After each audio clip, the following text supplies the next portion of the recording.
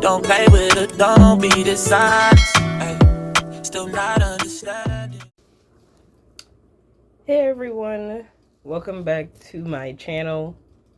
Hope that you guys had an amazing 4th of July and you got to eat some good food and hang out with your family and friends and really got to enjoy being outside, enjoying this hot ass summer. Oh my god, it's terrible out here. I gotta get one of them. I keep seeing people with like these little like mini fans. They say that you can get it on like Target or like Amazon or something. So I'm definitely gonna invest in one of those for the summer while I am traveling and out in the streets the way that I have been these past couple of weeks. But so the reason why I'm making a video today is because I have a friend who also works with disabled kids, and she's in the whole field of like working with like special needs children, especially like in an educational setting. Well, she was. I should say at least. But the reason why we ended up connecting and why we had like so much to talk about when we first met was because we sort of like were working in the same setting.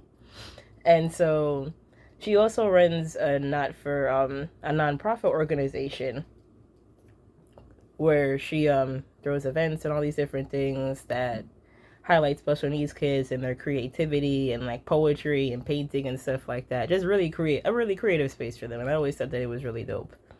And so basically, long story short, she had asked me to be a part of a panel where I kind of talk about my experience working with disabled kids and like just talking about my experience with them and like just being a para and mental health and like mental illness and disabilities and the type of stuff and like the stigma that comes with that. And it's sort of like, so it was that, and I also got to even talk about that type of stuff when I was writing up my letter of recommendation, when I was writing up my applications and like getting my letters of recommendation from different professors and telling them about my different experiences that I've had working as a para for so long. And it sort of inspired me to want to make this video talking about, you know, my introduction into the field, my experience there, and then like how I've sort of like been trying to manage it all, at least like I should say like coming from a spiritual standpoint, like as a regular standpoint, and then also like from a spiritual standpoint, and how I've sort of learned how to manage everything, how to manage the different emotions and personalities of the different people that you meet working in a corporate environment for the first time, when you've worked in, you know, food service or hospitality your whole life, and learning to separate work from your personal life and not ending up taking work home with you or taking things just personal in general, feeling like you don't know who you can talk to about certain things or who you can relate to, knowing the type of people that you do want to be friends with at work if you are interested in that, and just going through those different experiences. And what I can say that I've learned from everything so far, now being a paraprofessional on my way to being a social worker for about, I should say, about a year and some change now. So let's get started. So I would say, to talk about my experience as a para, I would have to start from the beginning, right? And for me, that was maybe about a year or two ago when I was still a fast food member. And I was working at like this vegan Mediterranean place. It was in the middle of Manhattan. And I actually found the job on Craigslist. Like, the thing with Craigslist is it's kind of hit or miss. Like, sometimes you could end up in some very not the best situations and scenarios, but sometimes I feel like you really do end up finding like a really interesting job, to say the least. You know, you get to meet some interesting people, and a lot of the times I got this job not even necessarily all based off my resume, but just as me having like a certain personality and me really being open about like the things that I've been through when it comes to like finding jobs and just my experience. And you know, I may not know everything, but I am willing to learn. I'm always good at like learning to work with people and knowing that one thing is not just one person's job, is everyone's job, because we're all trying to work together to have the restaurant or whatever the place is running, you know? And so I was working at this vegan restaurant, and I just remembered reaching a point where I kind of just felt very burnt out and exhausted. And I remember like I literally had like probably like 5, 6 different jobs in one, because I was the cashier. I was also handling like the different food stations, like the soup, and like putting together like condiments, putting together orders. I was helping with the customer service. I was helping to waitress. I was helping to put up the signs outside. I was helping to restock everything. And so it kind of just became a lot. And I kind of felt like I was sort of like overworked and underappreciated. And bosses, the thing with them is, I feel like when you work in like these type of like food service things, they think that like just a free plate of food is supposed to like kind of like make up for all the work that you have to do. And while it is like appreciated, and I feel like through these meals and just different conversations with your coworker, you really do end up like building a family and really getting to know the people that you work with. And I've learned to do that over time. But I feel like it was just becoming a lot. And I kind of felt like, well, why am I working so hard for this guy that kind of just sits in his office and has no idea what the rest of us are like having to deal with throughout the day, and having to be on our feet and have to be in so many places at once, and just have the patience and the energy for that, and not really giving that much, even like little tokens of appreciation to show that you notice us and you care, you notice what we do, the hard work we do, and you care. And so I was working there for a while, and I had my bachelor's in psychology. And I just always remember like my coworkers or like my shift supervisors asking me like, girl, what are you doing here? Like, you have a degree already. Like, you don't need to be here. This type of job is for people, who are coming from a different country and like only graduated high school, or like they don't even have their papers. And so they have no choice but to work a job for like 60, 70, 80 hours a week, just to have some money, so that they can feed themselves and like feed their family and stuff. So girl, you do not need this job, and you should definitely go back to school and work somewhere else, or just, use your degree. And so I really thought about that, and I decided to take that leap of faith. And so I started like looking up like psychology related jobs and everything, because I actually was doing a really good job as a research assistant working at Baruch when I was like also going to school. I was doing a really good job at that, like, like helping the students take surveys and everything, like distributing their credits once they did complete the survey. And it just went really down bad. I was really down bad after COVID and everything got shut down, and we ended up like having to stay home for everything. Like, I feel like that kind of set the trajectory for how everything played out as far as like my stability in the career. And so I decided to take the leap of faith, and that's how I found out about iBrain. And so that was my first experience becoming a para. I told my boss about how I wanted to leave the job, and just like the emotions that I was going through, and just the stress of it all kind of just becoming a lot on my mental health.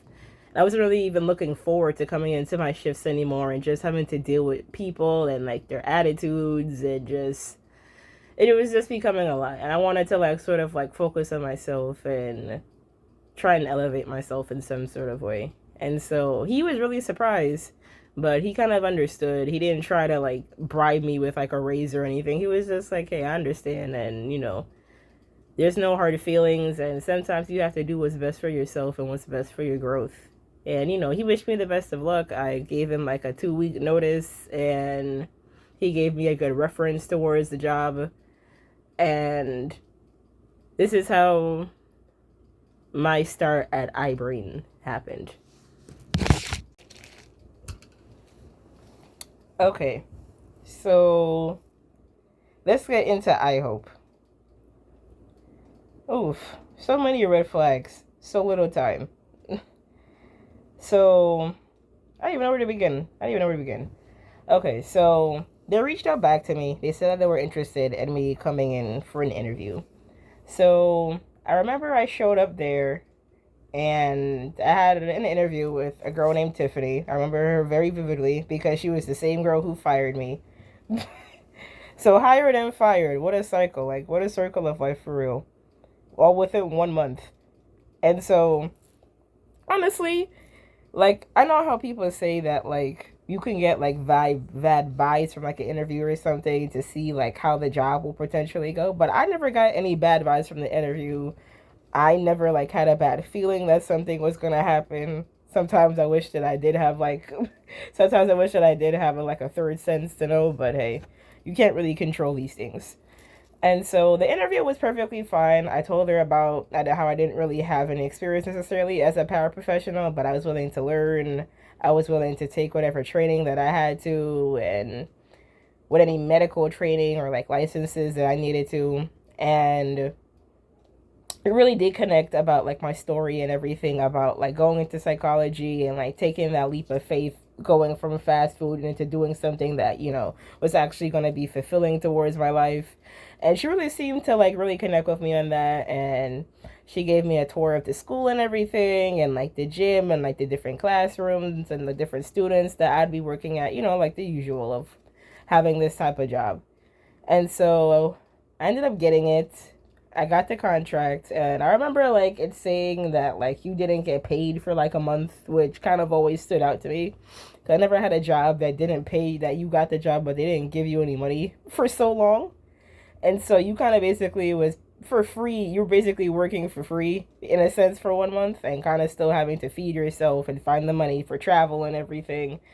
And I remember there was also another girl who was doing like a group interview with me, and she also ended up getting the job as well. But she said that she couldn't do it because like she had kids and everything. And so it's understandable that you can't afford to do something like this. And so I got the job, and over time it just sort of became a lot. So first of all, like I said, this is my first time working with like a special needs kids or disabled kids, working with this disabled population. And so I feel like I kind of was just, I mean, of course it was me that took the job, and so I always take full accountability. But I also feel like I was kind of just thrown into a classroom or just thrown into the field with like no actual real training on what I was supposed to do, or like how I was supposed to support the student, how to work with a kid who had cerebral palsy and had G-tube issues and completely non-verbal, like not even like a device or anything for me to like be able to communicate with her about certain stuff. Like there was maybe like a classroom iPad, but it would mostly just be like watching YouTube videos on there. Like it wasn't really anything that I was using to like help communicate with her or like get to know her or understand her. She was just very low energy, very low muscle tone. And it was just sort of a lot. I didn't really feel like I connected to any of my teachers, like the people that I was working with in the classroom, that, and we really needed, when it comes to those type of jobs, the teacher and the power have a very important relationship together. One cannot function without the other. And so it was really stressful, like trying to figure out the student for the first time and all their medical issues, or also like trying to like gain the trust and form a relationship with the person that's essentially in charge of the classroom and helps me with the control of the student and learning to work with them, figuring out the best tools to work with them with their disability, and feeling like I didn't know how to relate to them. And it was sort of just like teachers versus parents in a sense. And so I wouldn't even feel comfortable like being in the classroom. I would always just like arrive early to work and kind of just sit outside somewhere until it was time for class to start. And so I remember like the last day where everything happened and how I ended up getting fired. So I was sort of sitting in the same area that I always sit in, right next to the classroom, where like students can change and whatever, or have like a one-on-one session, like almost like a therapy room in a sense. Like the place that I work at now, it would be considered almost like a therapy room. And so I was sort of like doing my lessons and all the extra stuff that you had to do in the morning, you know, before the classroom and everything, because I kind of like knew my student down pat by now. And so I was like kind of like pre-filling in like all the records for the day and like what the student does throughout the day for me to submit to their parents. And so I remember like the teacher just like being like, and she was always like this, just being like really rude to me and like having like an attitude and being like, excuse me, yeah, like you didn't even say excuse me. She was just like, you can't sit there. Someone needs to use this, and just kind of walked away. And I was just like, okay. And I didn't even acknowledge her because I was just confused as to why she felt like she had to talk to me that way. And we barely talk at all, if anything. If we do discuss something, it was mostly about the student. So I didn't really understand where all that attitude came from. And so it wasn't until the parents came and they asked me, like, it wasn't until like the parents, excuse me. It wasn't until like the therapist came and they politely asked me if I could get up so that they could use the area that I got up. And I guess the teacher ended up going to like the principal or HR or whatever the person was, and she ended up like coming into a classroom that I was covering in for a student, and she ended up making like this huge announcement to the classroom talking about, the importance of teachers and parents working together, and please listen to your teachers, blah blah blah. And I just remember just kind of rolling my eyes.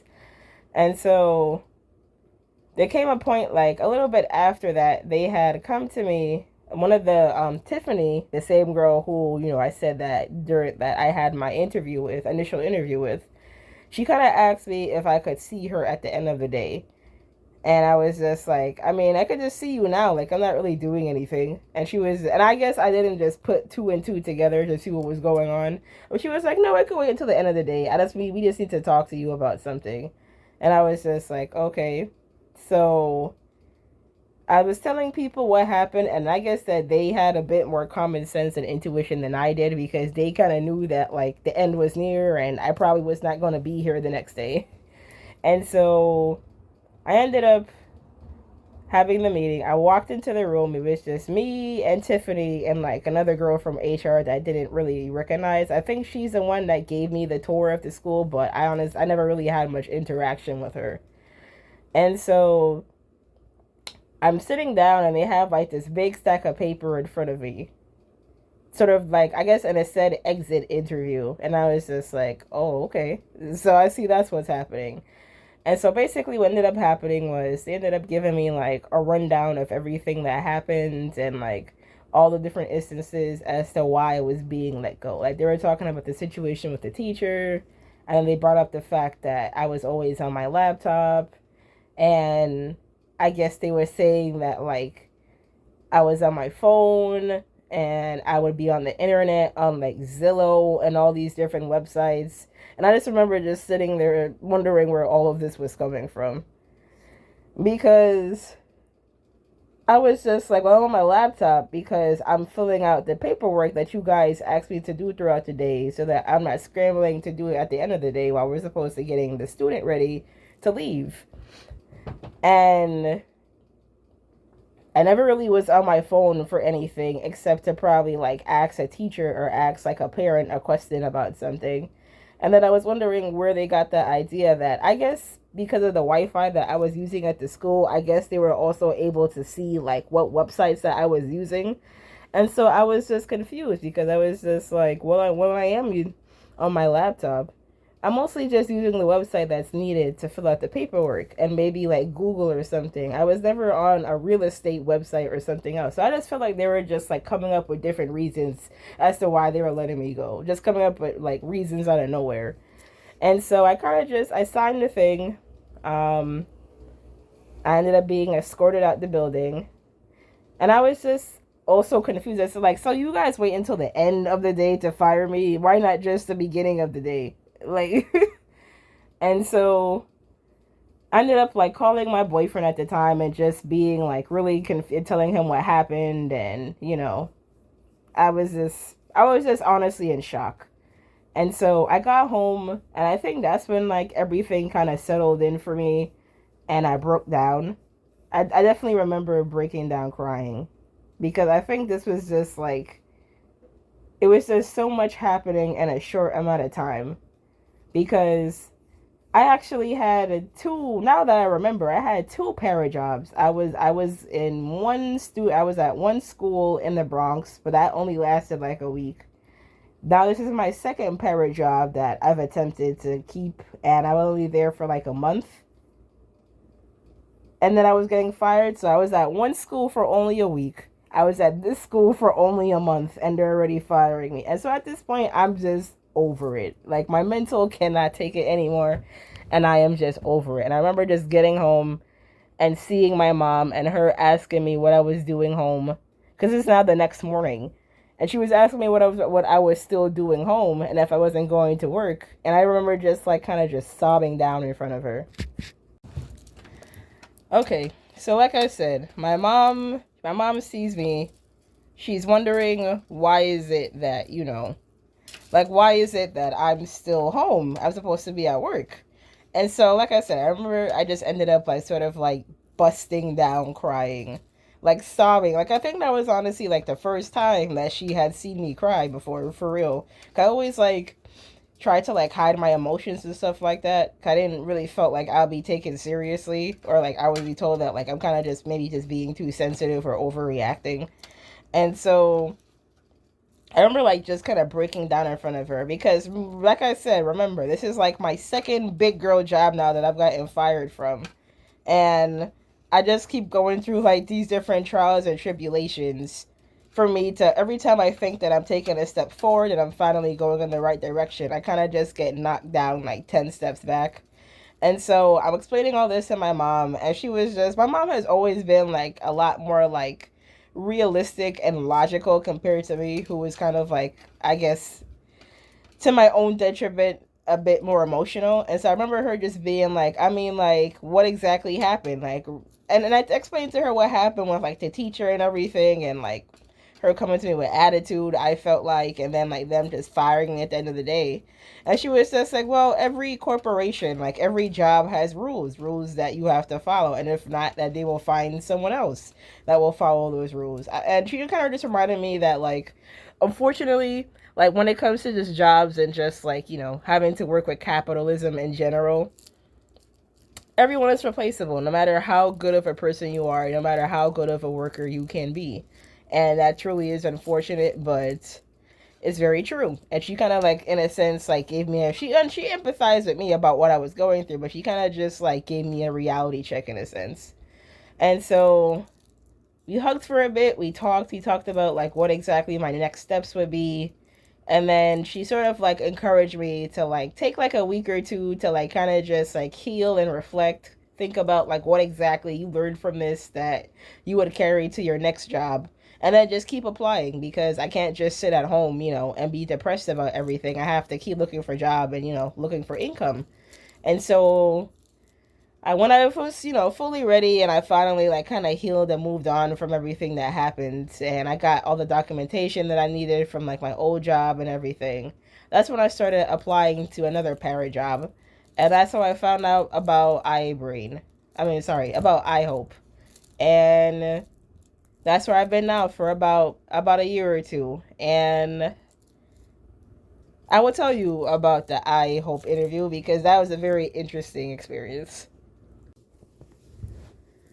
Okay. So I remember when I was having my first interview with iHope, and it was like three people. It was Chris, what's her name? Oh my God, it's been so long since I've been at work, I forgot my own supervisor's name. It was Katira, who I now gotten to know. Katira, there is this guy named Chris, who used to be one of the managers there, but he's no longer there. He had quit, I think, to go back to school.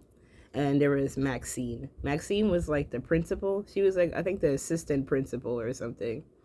But she also left too. So basically, it was three different people and me. And we're kind of just, I honestly looked pretty disheveled. I remember I looked pretty disheveled. But at the same time, like, I could tell that they knew that I was passionate about what I was doing. Despite all the hardships I went through with like my first two pair of jobs, they could tell that I really picked up a lot from the other two, even if I didn't end up staying there as long as I thought I would. And that I was willing to learn. I was very passionate about the kids and helping them grow, and like just being so proud of them for doing things that, we take for granted. And so fast forward, I ended up getting the job.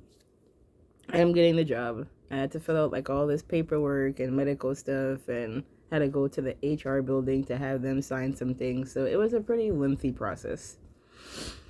And I remember it was when it was my first day, and I had my kid named Muhammad, and he had to be only like 13, 14, 15 years old. He was Arabic, and I remember just him being so shy that he could like barely look me in the eyes. And all I did was try and, get to know him. I didn't push too much into it. I just would give him hugs sometimes or kiss his hand, like stuff to like get him familiar with me in some type of way and know that, I wasn't here to hurt him. I was only here to like get to know him and like build a bond so that we could work together, so that school can be a little bit more fun for him throughout the day. And over time, he did learn to trust me. We almost became inseparable, in fact, and I really appreciate the classroom that I was in, even though that I'm no longer there and they ended up like switching me to a completely different floor. They really did help me, like, when it came to like really learning how to be a para, like stuff that the other schools never really taught me how to do, like how to change him, how to feed him, how to like get him to stay focused in class when the teacher is trying to talk and, get through the lesson and everything, how to like transfer kids onto the changing table. So there are a lot of different things that, honestly, if it wasn't for like the teamwork within that classroom, then I don't know how I would have made it, because this is also around, like I said, working in fast food for almost 10 years and now going to a corporate environment. It was very different. And this is when I had to learn how to like work with different people in a corporate environment. People, who just started like me, or if they've been there for like 5, 10, 15 years. And I had to learn to realize that everyone grows up differently. Like other people have different personalities than you, and what may not be a big deal to you may be a very big deal to someone else. And I just found myself always, I wouldn't even say necessarily getting into trouble, but I just always found myself having miscommunication with someone, whether it was me and another para, or me and a teacher, or maybe the way that I took care of the kid or that I was covering for wasn't the most efficient. And so I just remember like always like getting called into the office or something because of a problem that I had with someone else. And it kind of became stressful in a sense, because you sort of start developing anxiety coming to work, because you don't know what's going to happen. You don't know who's going to have something to say about you, and it's not even directly towards you, because they don't feel comfortable talking to you because they've never tried to, and so they go to your supervisor. And it was just becoming a big constant. So you're going through the stress enough of being a para and having to take care of someone else and have the energy to talk to them and help them talk to the other kids and therapists, and just a job in general, working 8:30 to 4. And then on top of that, you feel like you get into problems with other adults when it's like we're all just trying to work together to get through the day. And what I will say during this part of my life, especially being on that third floor right next to the supervisor's office, I had to learn that if people didn't really care about you, they wouldn't say anything to you. They would just get rid of you because they don't care to talk to you. And I had to learn that instead of like being defensive or feeling like everyone was just there to attack me or bully me, I had to realize that this was just coming from a place of concern. And at least what I appreciated about my head para was that she gave me a heads up at least. So when I was going to talk to my supervisor, I had an idea of what was happening and not just going into it blind or trying to make up excuses or anything. Like, she helped me become prepared to have a conversation. And I learned that honestly, when it comes to jobs or when it comes to life, if you take accountability for what you did and you are aware of what happened, they're a lot more, I wouldn't say forgiving, but you're a lot more understanding than if you go in there and it's like you feel like you have no idea what's going on and you're kind of just like in defense mode, like, I don't know what you're talking about, or I don't know what that person is talking about. Like, if you go in there and you take accountability and be like, yeah, I already know why I'm here, this is what happened, XYZ, this is why I said what I said, this is why I felt how I felt, I'm sorry if it got misconstrued in some type of way. If you go in there like that, it'll be a completely different outcome.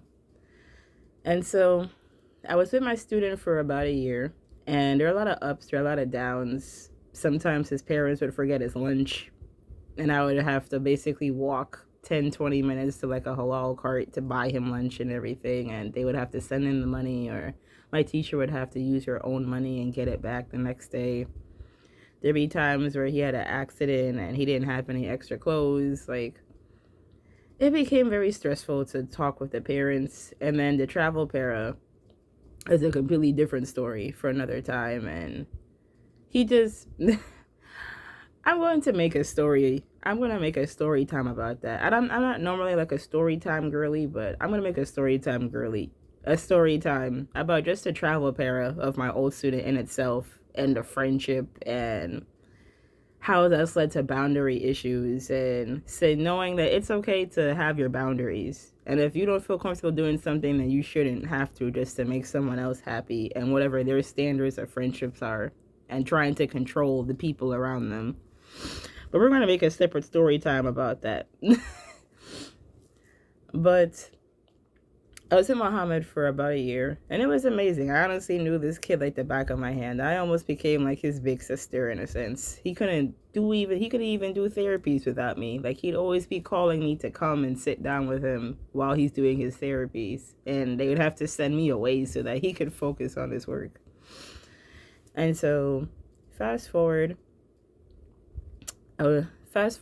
it's like, I've been with my kid for about a year now. I understand him. I understand our system. The job is becoming a lot easier for me. And so it's probably like a day or two before, I think, like a Labor Day break. And my boss called me into the room, and she calls my coworker into a room. So my student's name is Muhammad, and at this time, his student's name is Noah. I've seen Noah maybe a few times. I see Noah maybe a few times walking down the hallway when he's going to the nurse. That's about it. That's the extent of our relationship at this point. It's just hi and bye.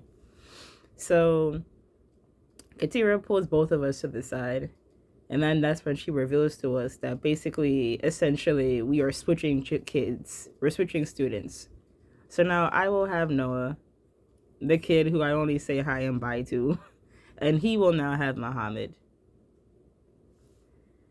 Dun, dun, dun.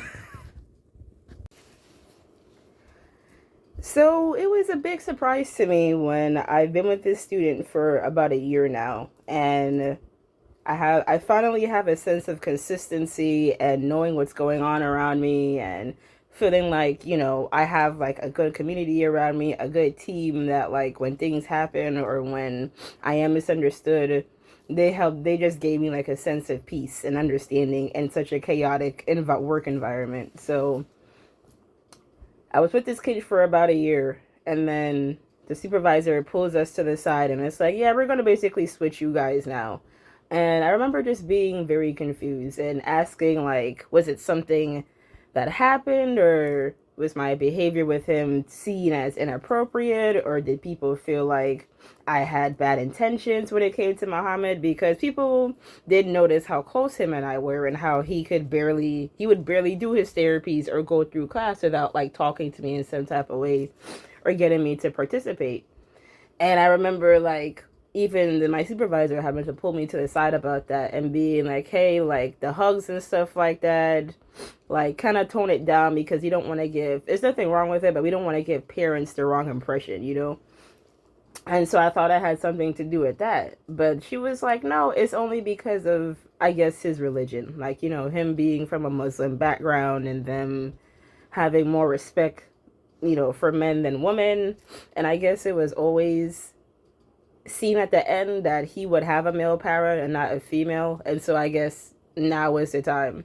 And it's interesting too, because he had a female para after me. So I was just like, so they wanted him to have a male para, and then they replaced me with another girl. Like, it was just so backwards to me. But I was just like, okay, well, she's not even there anymore. And so I just remember just like feeling kind of defeated, and I kind of cried, because I was just like, what was the point of you connecting me with this kid and having us create this bond for so long, for me to just be switched to a different kid after only 1 year? And I guess they're saying that it was because, oh, so you can get used to like being around the different kids, and so you're always learning something. But I was just like, imagine how it is for the student, like they get to grow attached to this person that's taking care of them, and now it's a whole different person. And like the trust, you have to rebuild that trust with someone else.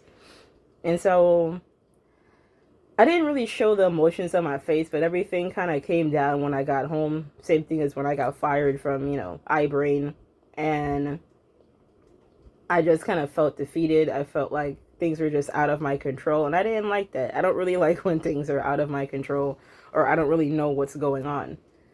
And so I was really depressed for a while, but I had to remember that life goes on. And the same experience that I had with this kid, I guess I will bring it over to this new guy.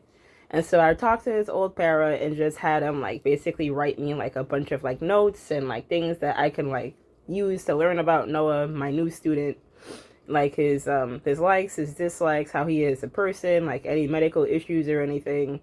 And even I just remember like, so now I'm going to a whole different student and I'm going to a whole different floor now because I was on the third floor with Muhammad for about a year and now I'm going to the fourth floor.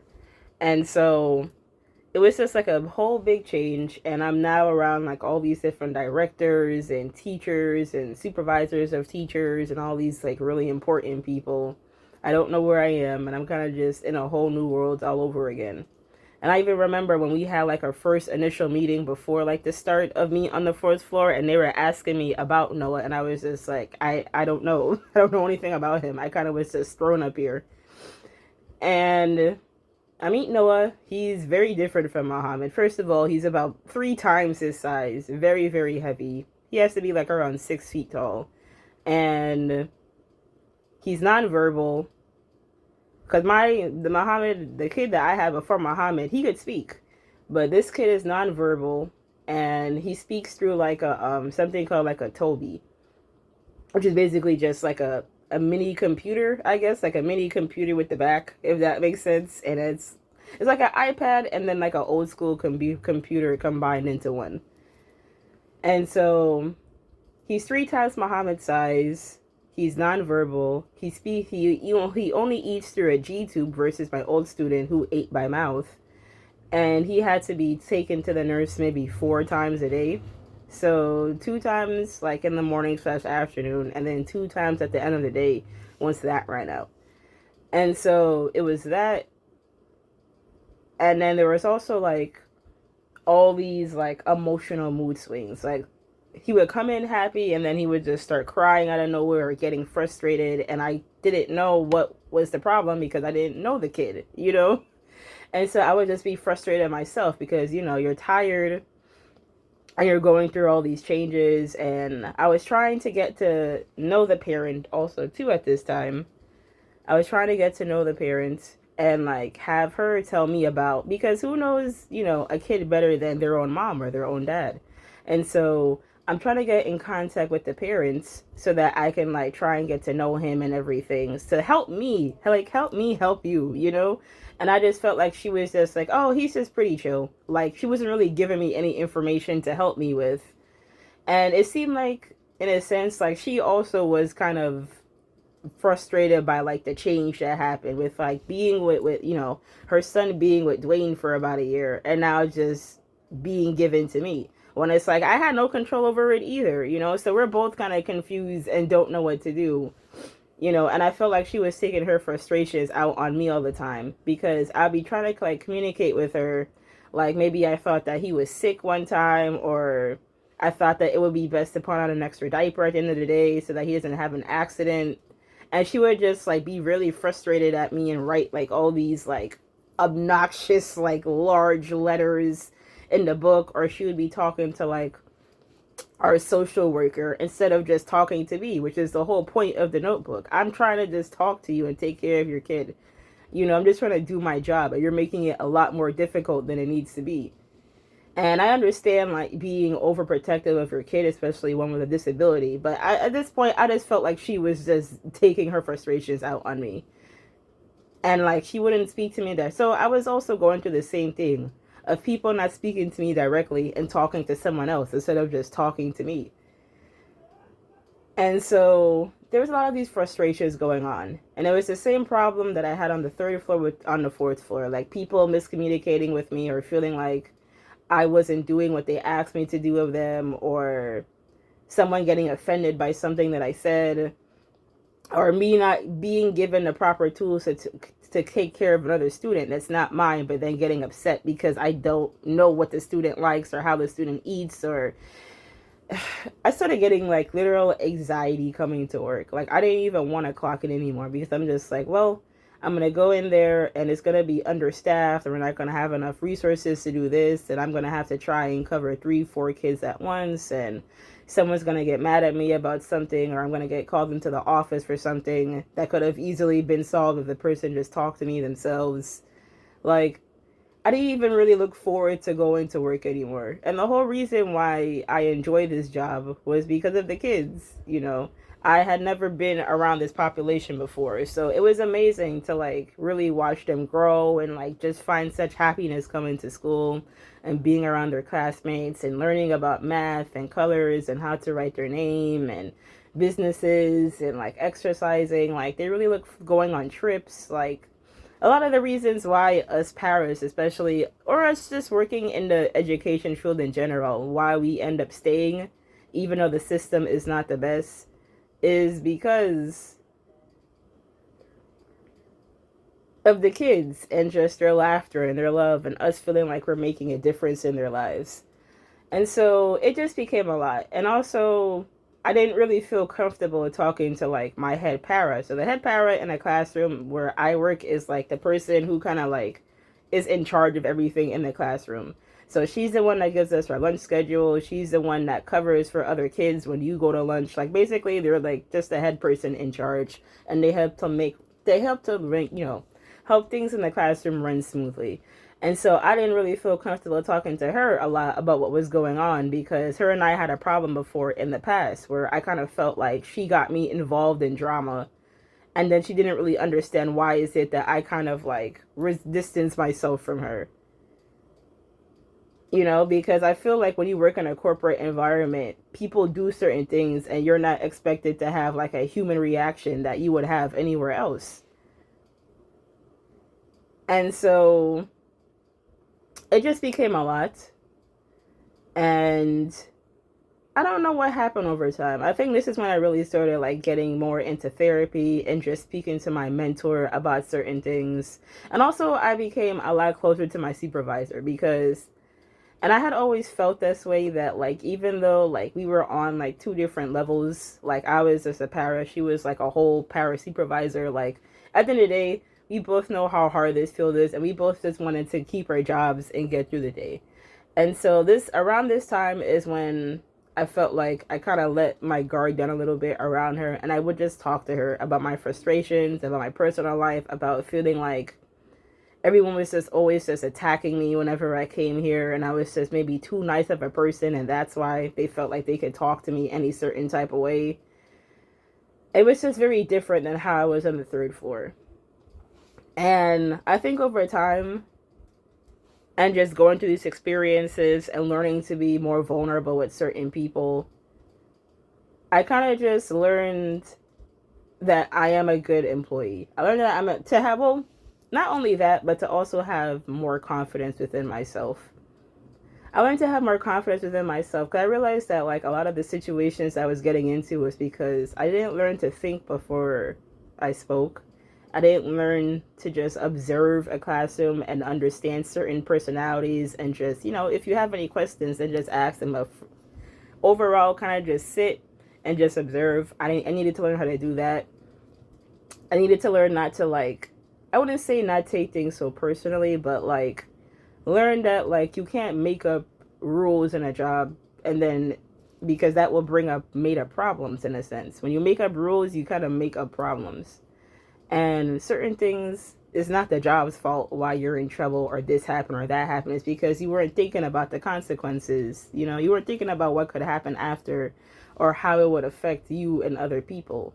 You were just thinking about it in the moment. And so I kind of had to learn and understand that as well. And I think over time now that it's been about 2 years that has passed, I've learned to control myself a lot more when it comes to my emotions. I've learned to be a lot more patient. I've learned to be a lot more understanding. I've learned to set boundaries and know that it's okay to not to say no to certain things. I've learned how to cooperate more with people around me. And these are not just skills that I will learn here. These are skills that I will take, to infinity and beyond once I do finally leave this job and transition to being a social worker. A lot of skills that I learned here that I think will last me a lifetime. And it's hard to do this when you come from like a spiritual mindset of, like I said, just empathy and like trying to follow your intuition, and people just kind of not even realizing that they're under a system that doesn't care about them. But at the end of the day, I do it for the kids and I myself around the right energies. And it's okay. And something that my friend Jasmine taught me is that don't let any people dim your light, Don't let people dim your light and suck the happiness and natural joy that you have out of you. Just learn to be that way around certain people. Learn to take a mental health break when you can, because this job will burn you out. So even just like once every 2 weeks now, I'll just take a day off and I'll just stay home and I'll catch up on work, or I'll just do the things that I wanted to do for a while and just spend time with myself. And it really has made a difference along the way. So that's my story about being a paraprofessional and just what I've learned and the things that I have been through. And I feel like everything happens for a reason. I don't feel like you end up at a certain place for no reason or coincidence. I feel like it's all meant to be a part of your journey and be a part of your life path. And it's been the most stressful time of my life, but it's been the most amazing time of my life. And I really do think I'm a different person than who I was before I started here.